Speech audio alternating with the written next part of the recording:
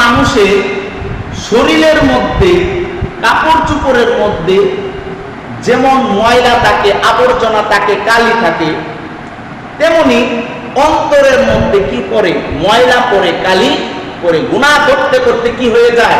ময়লা পড়ে যায়, অন্তরের মধ্যে কালি পড়ে যায়, দাগ পড়ে যায়।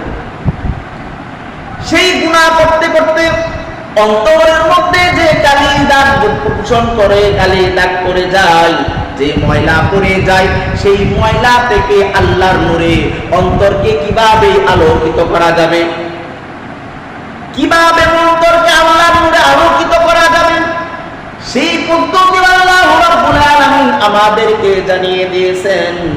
কি পদ্ধতি অবলম্বন করলে অন্তরের মধ্যে মহান আল্লাহ রাব্বুল আলামিনের নূর স্থাপন হয়ে যাবে। কি আমল করলেন আল্লাহ রাব্বুল আলামিনের নূর আমার অন্তরে, আপনার অন্তরের মধ্যে স্থাপন হয়ে যাবে। অন্তরটা আমরা গুনাহ করতে করতে করতে অন্তরটা কি করে ফেলেছি? আমরা কালো করে ফেলেছি। সেই অন্তরটাকে পরিষ্কার করে, সেই অন্তরটাকে পরিষ্কার করার পর, সেই অন্তরটাকে পরিষ্কার করে আল্লাহর নূরে কিভাবে আলোকিত করবেন, এর আমল, একটা আমল রয়েছে। সেই আমলটা কি?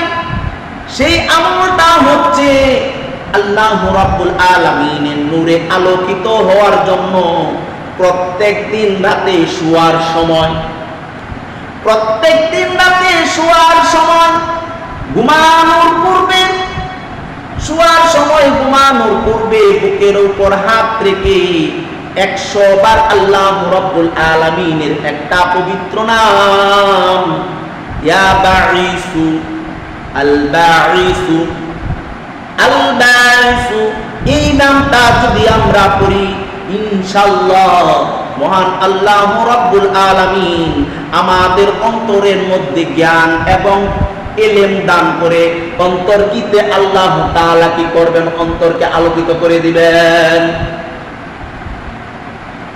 জ্ঞান, ইলম এবং হিকমত দান করে আল্লাহ তাআলা আমাদের সেই অন্তরকে কি করবেন? আলোকিত করে দিবেন। ঈমান ও আমলের উপর অন্তর অবিচল থাকার জন্য প্রত্যেক নামাজের পূর্বে, ঈমান এবং আমলের উপর অন্তরকে চালু রাখার জন্য প্রত্যেক নামাজের পর আল্লাহ রাব্বুল আলামিনের কাছে কি করতে হবে? জিকির আজকার করতে হবে। আল্লাহ রাব্বুল আলামিনের নাম নিয়ে জিকির আজকার করতে হবে। সেই জিকিরের মাধ্যমে আল্লাহ রাব্বুল আলামিন আমার অন্তর বা কলবের মধ্যে যে ময়লা পড়েছে, দাগ পড়েছে, সেই দাগটা আল্লাহ রাব্বুল আলামিন পরিষ্কার করে দিবেন। আল্লাহ রাব্বুল আলামিন কি করবেন? পরিষ্কার করে দিবেন। সেই অন্তরটা পরিষ্কার হওয়ার পর তুমি যদি বড় কোনো গুনাহ করে থাকো, তখন মহান আল্লাহ রাব্বুল আলামিনের কাছে তওবা করে, মহান আল্লাহ রাব্বুল আলামিনের কাছে তওবা করে সেই বড় গুনাহগুলা মাফ করার পর আল্লাহ রাব্বুল আলামিনের এই পবিত্র নাম আল বাঈসুটা যদি 100 বার পাঠ করেন, তাহলে আল্লাহ রাব্বুল আলামিন অবশ্যই অবশ্যই আপনার অন্তরকে নূর দ্বারা আলোকিত করে দিবেন। এই যে আমলটা, এটা বড় কঠিন আমল নয়, ছোট্ট আমল, সহজ আমল, কিন্তু আমরা সময় দিতে পারি না, সময় দিতে পারি না।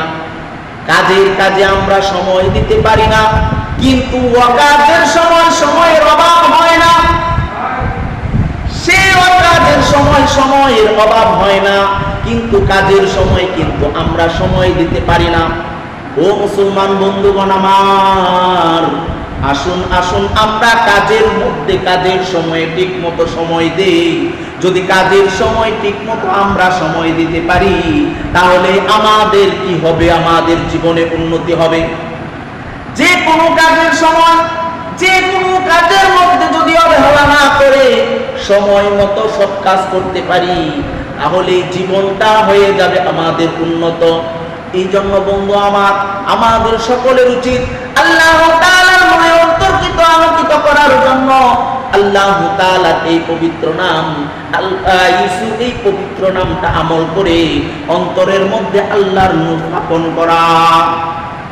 তো বন্ধুগণ আমার, মহান আল্লাহ রাব্বুল আলামিন যেন আমাদের সকলকেই যেন আল্লাহ তাআলার এই পবিত্র নাম আমল করে অন্তরকে আল্লাহ তাআলার নূর দ্বারা নূর স্থাপন করার তৌফিক দান করে।